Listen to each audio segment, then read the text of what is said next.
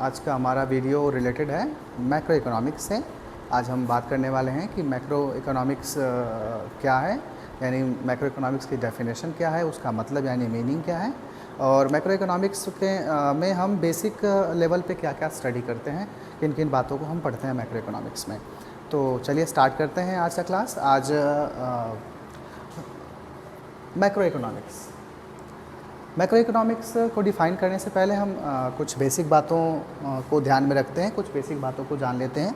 सबसे पहले हम इकोनॉमिक एक्टिविटी के बारे में जानते हैं, यानी इकोनॉमिक एक्टिविटी क्या होती है, इकोनॉमिक एजेंट्स के बारे में जानते हैं और इकॉनमी के बारे में जानते हैं। तो वन बाय वन सबसे पहले हम इन तीनों के बारे में थोड़ा सा जान लें, उसके बाद हम बात करेंगे कि मैक्रो इकोनॉमिक्स क्या है, उसका मतलब क्या है। हमारा पहला टॉपिक है आज का इकोनॉमिक एक्टिविटी। इकोनॉमिक एक्टिविटी क्या है? इकोनॉमिक एक्टिविटीज़ वो सारी एक्टिविटीज़ हैं जो मनी या धन कमाने के लिए की जाती हैं, जिनका उद्देश्य धन कमाना या मनी कमाना होता है। आपके चारों तरफ तमाम तरह के काम काज लोग करते हैं और उन काम के बदले वो पैसे कमाते हैं, जिससे वो अपनी जीविका चलाते हैं। यानी economic activities are those activities which perform to earn money. Economic activities में कुछ और बेसिक जो कंडीशंस है वो ये है कि वो एक्टिविटी सोशली एक्सेप्टेड होनी चाहिए। मीन्स ये कि सोसाइटी से उसको परमिशन मिली होनी चाहिए और वो लीगली वैलिड होनी चाहिए। यानी कोई भी धन कमाने वाली एक्टिविटी इकोनॉमिक एक्टिविटी तभी मानी जाएगी जब सोसाइटी से वो एक्सेप्टेबल होगी, सोसाइटी उसे मान्यता देगा, समाज आपका उसे मान्यता देगा और वो कानूनी रूप से वैध भी होनी चाहिए। यानी जैसे कोई बिज़नेस करता है, कोई दुकानदारी करता है, कोई डॉक्टर है, कोई इंजीनियर है, तो इस तरह से जो धन कमाता है वो इकोनॉमिक एक्टिविटी हुई। लेकिन कोई अगर चोरी करता है, कोई गलत तरीक़ों से पैसे कमाता है, तो वो इकोनॉमिक एक्टिविटी नहीं मानी जाएगी। अब हम बात करते हैं अपने अगले पॉइंट के ऊपर। हमारा अगला पॉइंट है इकोनॉमिक एजेंट्स। इकोनॉमिक एजेंट्स क्या हैं? इकोनॉमिक एजेंट्स वो सारे हैं जो इकोनॉमिक एक्टिविटीज़ को परफॉर्म करते हैं, यानी those who performs economic activities call economic agents. अब इसमें एक और बात है, इकोनॉमिक एक्टिविटी परफॉर्म करने का मतलब है कि different type of economic decisions को लेना। यानी सारे डिसीजन मेकर्स जो भी इकोनॉमिक डिसीजंस को लेते हैं, आर्थिक गतिविधियों से संबंधित जो भी समस्याएं हैं उनको सुलझाते हैं, जो भी समस्याएं या जो भी प्रश्न हैं उनके हल खोजते हैं, वो सभी के सभी इकोनॉमिक एजेंट्स हैं। उदाहरण क्या क्या है इकोनॉमिक एजेंट्स के? क्रेता, विक्रेता, ये बहुत जनरल एग्जाम्पल्स हैं जो आप अपने चारों तरफ देखते हो। एक क्रेता सोचता है सबसे अच्छी चीज़ कौन सी जो मैं ख़रीदूँ, कम से कम पैसे खर्च करूँ, अधिक से अधिक मुझे सेटिस्फेक्शन मिले, मुझे संतुष्टि मिले। विक्रेता सोचता है कैसे अपना प्रॉफिट मैक्सिमाइज़ करूँ, कैसे अधिक से अधिक पैसे कमाऊँ, कैसे मुनाफा ज़्यादा हो, कैसे सेल ज़्यादा हो। तो ये सारी जो समस्याएँ इनका वो डिसीजन लेते हैं, इसलिए वो इकोनॉमिक एजेंट्स हैं। इकोनॉमिक एजेंट्स क्रेता विक्रेता के अलावा सरकार भी हो सकती है, कोई बड़ी संस्था भी हो सकती है, जैसे आरबीआई है, भारत सरकार है। ये भी तमाम तरह के आर्थिक मुद्दों पे, समस्याओं पे डिसीजंस लेते हैं, डिसीजन मेकर हैं, ये भी कुछ निर्णय लेते हैं, तो ये भी इकोनॉमिक एजेंट्स हुए। तो इकोनॉमिक एजेंट्स वो सभी आर्थिक कारक हैं जो कि आर्थिक क्रियाओं से संबंधित या इकोनॉमिक एक्टिविटीज़ से संबंधित डिसीजंस लेते हैं। It means all economic decision makers are economic agents. अगला हमारा टॉपिक है इकॉनमी। अब बात करते हैं इकॉनमी क्या है। इकॉनमी क्या है? इकॉनमी एक भौगोलिक क्षेत्र है, यानी कोई भी क्षेत्र, कोई भी इलाका जहाँ पर आर्थिक क्रियाएं जैसे कि प्रोडक्शन, जैसे कि consumption, sale and purchase, distribution, ये सब परफॉर्म होती हैं, उस एरिया को हम इकॉनमी बोलते हैं। यानी the area where the economic activities like production, consumption, sale and purchase, distribution etcetera are performed, the area is called economy. अब एक इकॉनमी गांव भी हो सकता है, गांव में भी आर्थिक क्रियाएं होती हैं। गांव के अंदर होने वाली समस्त आर्थिक क्रियाओं को मिला के हम गांव की इकॉनमी कहते हैं। इकॉनमी एक शहर की हो सकती है, इकॉनमी एक राज्य की हो सकती है, और इकॉनमी एक देश की भी होती है। एक देश के अंतर्गत होने वाली समस्त आर्थिक क्रियाओं को सम्मिलित रूप से हम इकॉनमी कहते हैं। तो इकॉनमी क्या है? एक सिस्टम है, एक क्षेत्र है, एक क्षेत्र के अंतर्गत एक सिस्टम है जिसमें समस्त आर्थिक क्रियाएं संपन्न होती हैं। तो जनरली जब हम इकोनॉमिक्स में बात करते हैं इकॉनमी की, तो हमारा जो कंसर्न होता है वो देश की इकॉनमी से होता है। यानी हम जब तक हम स्पेसिफाई ना करें the economy of a village यानी गांव की इकॉनमी, या the economy of a state जब तक हम एक जो स्पेसिफिक वर्ड है उसके सामने ना लगाएं तो समझ लीजिए कि वो हम देश की इकॉनमी के बारे में ही बात कर रहे हैं। तो जब भी इकॉनमी की बात आती है तो समझिए किसी पर्टिकुलर कंट्री की इकॉनमी की बात करते हैं हम। तो जनरली इकॉनमी जो है कंट्री की इकॉनमी के लिए यूज़ करा जाता है। तो अब हम बात करते हैं कि मैक्रो इकोनॉमिक्स का इनसे क्या रिलेशन है। मैक्रो इकोनॉमिक्स से पहले आपने माइक्रो इकोनॉमिक्स पढ़ा है। माइक्रो इकोनॉमिक्स में क्या होता है? माइक्रो इकोनॉमिक्स में भी इकोनॉमिक प्रॉब्लम्स को स्टडी करते हैं। माइक्रो इकोनॉमिक्स भी मैक्रो इकोनॉमिक्स की तरह ही इकोनॉमिक्स की एक ब्रांच है। माइक्रो इकोनॉमिक्स में स्टडी करते हैं हम इंडिविजुअल इकोनॉमिक एजेंट्स को, यानी एक एक इकोनॉमिक एजेंट्स के बिहेवियर को, उनकी प्रॉब्लम्स को, उनके चैलेंजेस को, उनके इश्यूज़ को हम माइक्रो इकोनॉमिक्स में स्टडी करते हैं, क्योंकि वो एक इंडिविजुअल या पर्टिकुलर एजेंट से रिलेटेड होता है।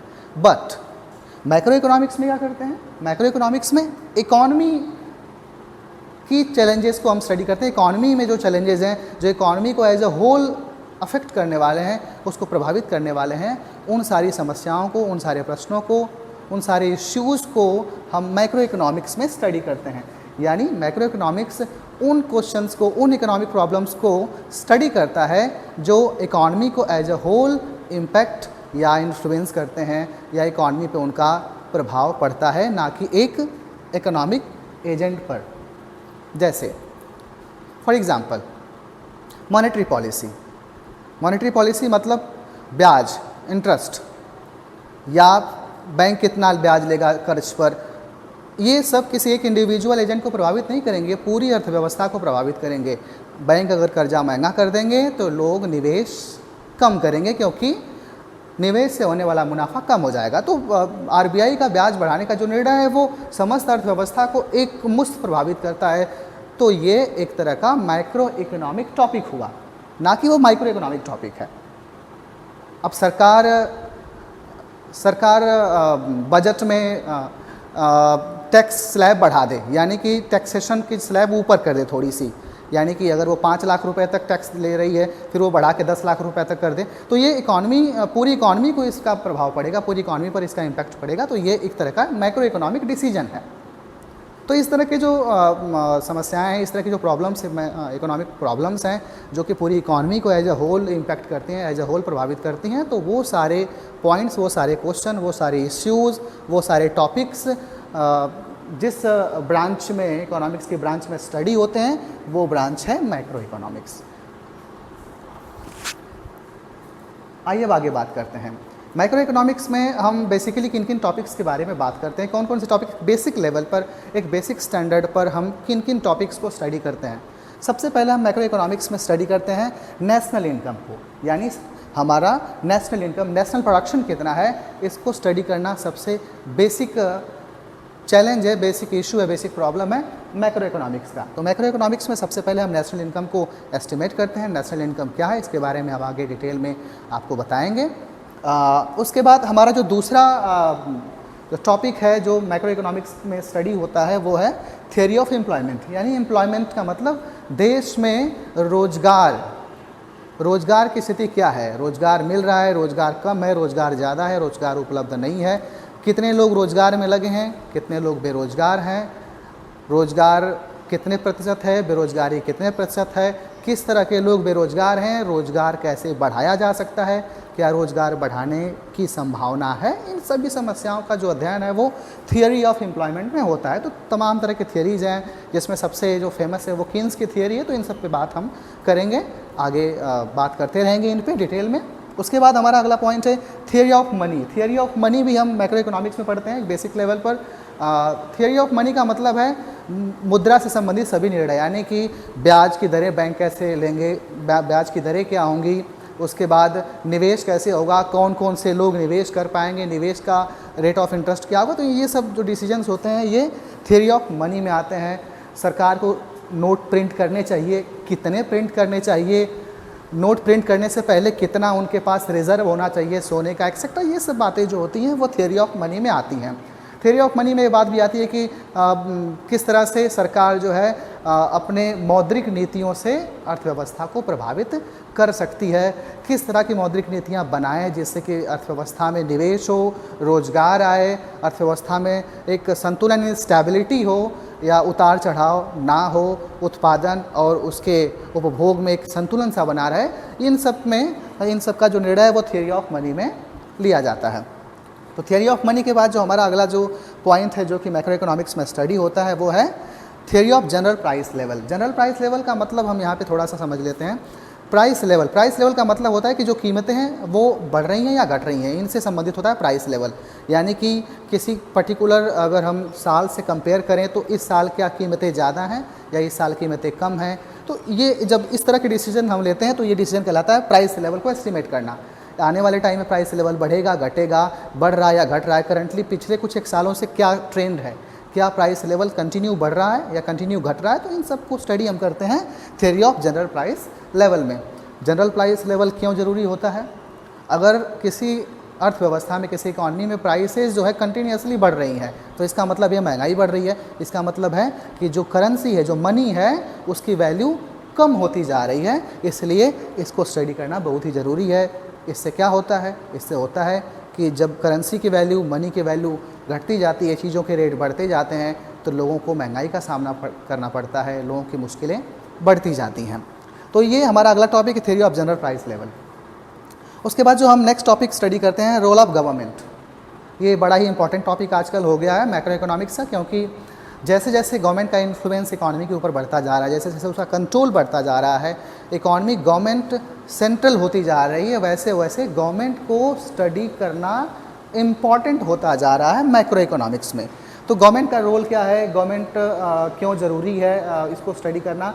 गवर्नमेंट के डिसीजन ही आजकल इकॉनमी को सबसे ज़्यादा प्रभावित कर रहे हैं क्योंकि गवर्नमेंट मॉनेटरी पॉलिसीज़ बनाती है, फॉरेन पॉलिसीज़ बनाती है, एक्सचेंज पॉलिसीज़ बनाती है, फॉरेन रिजर्व पॉलिसीज़ बनाती है, यानी अर्थव्यवस्था यानी इकॉनमी से जुड़े सभी महत्वपूर्ण जो निर्णय हैं वो गवर्नमेंट यानी सरकार लेती है। इसलिए इसको अध्ययन करना, इसको स्टडी करना हमारे लिए बहुत ही महत्वपूर्ण है। तो गवर्नमेंट के बाद अगला हमारा जो टॉपिक है balance of payment. Balance of payment को मैं थोड़ा आसान भाषा में बता देता हूँ आपको। बैलेंस ऑफ पेमेंट का मतलब होता है कि हम दूसरे देशों से जब हम व्यापार करते हैं तो उन्हें उनकी करेंसी में ही हमें भुगतान करना पड़ता है। जैसे एग्जांपल, हम अमेरिका से व्यापार कर रहे हैं तो अमेरिका हमारे रुपए नहीं लेगा, उसको उसके डॉलर में हमें पे करना होगा, तो हमें उसका डॉलर चाहिए। और जब हम उससे व्यापार करते हैं उसको डॉलर देते हैं, और जब वो हमसे व्यापार करता है तो हमें वो हमारा रुपया देता है। इनके बीच एक जो बैलेंस है वो होता है बैलेंस ऑफ पेमेंट। यानी आपका जो इंपोर्ट है, आपका जो एक्सपोर्ट है, इसमें किस तरह का बैलेंस है? क्या आपका इंपोर्ट आपके एक्सपोर्ट से ज़्यादा है? क्या आपका एक्सपोर्ट आपके इंपोर्ट से कम है?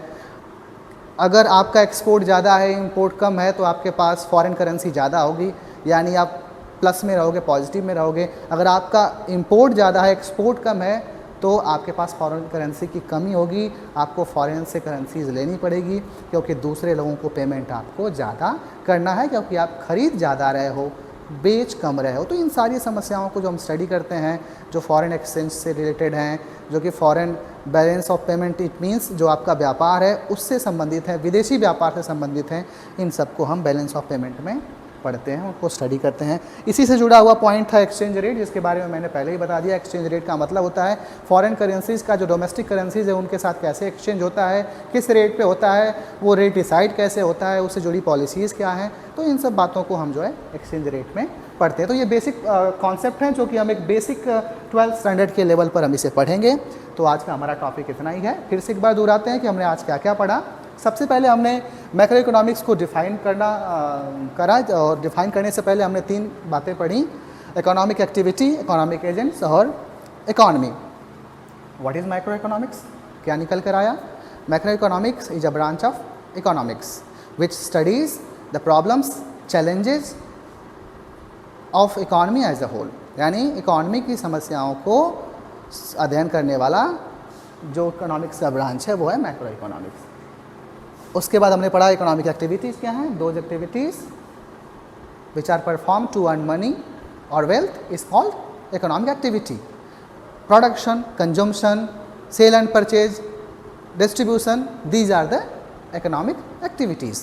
फिर हमने पढ़ा इकोनॉमिक एजेंट्स क्या हैं। इकोनॉमिक एजेंट्स क्या हैं? वो सभी एजेंट्स जो कि इकोनॉमिक एक्टिविटीज़ को परफॉर्म करते हैं, इकोनॉमिक प्रॉब्लम्स को सॉल्व करने की कोशिश करते हैं, वो सभी इकोनॉमिक एजेंट्स हैं। Example, seller and purchaser, consumer भी इकोनॉमिक एजेंट्स हैं, और ये गवर्नमेंट भी हमारी इकोनॉमिक एजेंट है। उसके बाद हमने इकॉनमी के बारे में पढ़ा कि व्हाट इज़ इकॉनमी। इकॉनमी क्या है? इकॉनमी एक क्षेत्र है जिसमें सभी इकोनॉमिक एक्टिविटीज़ परफॉर्म की जाती हैं। तो हमने ये 3 बातें पढ़ी और उसके बाद हमने मैक्रो इकोनॉमिक्स को डिफ़ाइन किया कि मैक्रो इकोनॉमिक्स इकॉनमी की प्रॉब्लम्स को स्टडी करता है, ना कि इंडिविजुअल इकोनॉमिक एजेंट्स की प्रॉब्लम को स्टडी करता है। फिर से रिपीट कर लेते हैं। एक कंज्यूमर की प्रॉब्लम है कि वो अपना सेटिस्फेक्शन मैक्सिमाइज़ करे। अब सेटिस्फेक्शन मैक्सिमाइज़ करे कम से कम खर्च करके, वो एक माइक्रो इकोनॉमिक प्रॉब्लम है। लेकिन इकॉनमी की प्रॉब्लम एक कंज्यूमर के प्रॉब्लम से अलग है। इकॉनमी की प्रॉब्लम यह है कि इकॉनमी में जो प्रोडक्शन है वो कंटिन्यूसली ज़्यादा होता रहे, उसके बाद कंजम्पशन भी ज़्यादा होता रहे, प्राइस लेवल स्टेबल रहे, उसके बाद एम्प्लॉयमेंट भी जनरेट होता रहे। तो ये प्रॉब्लम जो है एक इंडिविजुअल इकोनॉमिक एजेंट से थोड़ी सी अलग है। तो इन प्रॉब्लम्स को स्टडी करते हैं हम मैक्रो इकोनॉमिक्स में।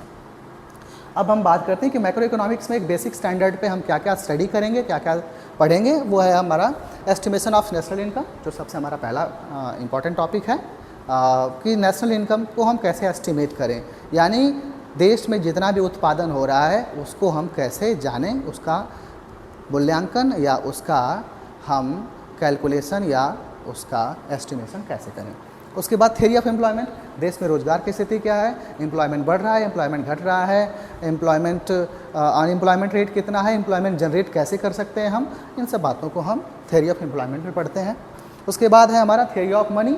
मनी का मतलब मनी सर्कुलेशन कैसे हो रहा है, करेंसी नोट्स कितने प्रिंट हो रहे हैं, करेंसी नोट प्रिंट करने से पहले कितना रिजर्व रखा गया है, रेट ऑफ इंटरेस्ट कितना है, बैंकों का लेंडिंग रेट कितना है, डिपॉजिट रेट कितना है। उसके बाद हमारे जो फाइनेंशियल इंस्टीट्यूशंस हैं वो कैसे परफॉर्म करें, उनसे जितने भी रिलेटेड जितनी भी पॉलिसीज़ है वो सारी की सारी हमारी थ्योरी ऑफ मनी में आती है। उसके बाद theory of general price level में क्या आता है, प्राइस लेवल मीन्स क्या है, वस्तुओं का जो प्राइस है वो बढ़ रहा है, घट रहा है, क्योंकि वस्तुओं का प्राइस जब जो गुड्स एंड सर्विसेज हैं उनका प्राइस जब बढ़ेगा तो जो मनी है उसकी वैल्यू कम होती जाएगी। इससे जो कोई पीपल ऑफ द कंट्री हैं उनको प्रॉब्लम्स फेस करनी पड़ेगी। तो इन सब को हम स्टडी करते हैं प्राइस लेवल में। प्राइस लेवल को कैसे स्टेबल बनाया जा सकता है, कैसे चीज़ों की कीमतों को बढ़ने से रोका जा सकता है, इन सब का जो स्टडी है वो हम प्राइस लेवल में करते हैं। उसके बाद रोल ऑफ गवर्नमेंट, जैसा कि मैंने पहले बताया कि गवर्नमेंट का आजकल जो रोल है वो इकॉनमी में सबसे ज़्यादा हो गया है, क्योंकि इकॉनमी के जो इंपॉर्टेंट डिसीजंस हैं वो सारे के सारे डिसीजंस आजकल गवर्नमेंट ले रही है। इसलिए गवर्नमेंट को स्टडी करना बहुत ही इंपॉर्टेंट है और गवर्नमेंट ही अब मैक्रो इकोनॉमिक लेवल पर इकॉनमी को टोटली कंट्रोल कर रही है, इसलिए उसके डिसीजन का बहुत ज़्यादा इम्पैक्ट इकॉनमी के ऊपर है। उसके बाद balance of payment. Balance of payment foreign trade से रिलेटेड है। फॉरेन कंट्री से जो हमारा ट्रेड होता है उसमें किस तरह का बैलेंस है, क्या हमारा ट्रेड जो है हमारा एक्सपोर्ट ज़्यादा है या हमारा इंपोर्ट ज़्यादा है, या हम ट्रेड डेफिसिट में हैं, या हमारे पास फॉरेन रिज़र्व है या नहीं है, हमें फॉरेन रिज़र्व हमारे पास ज़्यादा है या कम है। तो इन सबको हम स्टडी करते हैं बैलेंस ऑफ पेमेंट में। उसके बाद एक्सचेंज रेट। एक्सचेंज रेट में आता है कि फॉरेन करेंसीज़ का हमारी डोमेस्टिक करेंसीज़ में किस तरह का एक्सचेंज होता है, वो रेट जो है फॉरेन करेंसी का डोमेस्टिक करेंसी में या डोमेस्टिक करेंसी का फॉरेन करेंसी में जो रेट है एक्सचेंज का वो डिसाइड कैसे होता है, उसको डिसाइड करने वाले फैक्टर्स कौन कौन से हैं, इन सबको हम स्टडी करते हैं एक्सचेंज रेट में। तो आज के लिए हमारा टॉपिक इतना ही था। अगर आपको कोई समस्या आती है, कोई प्रॉब्लम आती है तो आप ज़रूर हमें बताएं, आप हमें मैसेज करें और हम इसको दोबारा डिटेल में बताएंगे आपको जब हमारी क्लासेज ओपन होंगी फिर से। आज के लिए इतना ही। आप इसको दोबारा एक बार अपनी किताब से भी दोहरा कर पढ़ेंगे।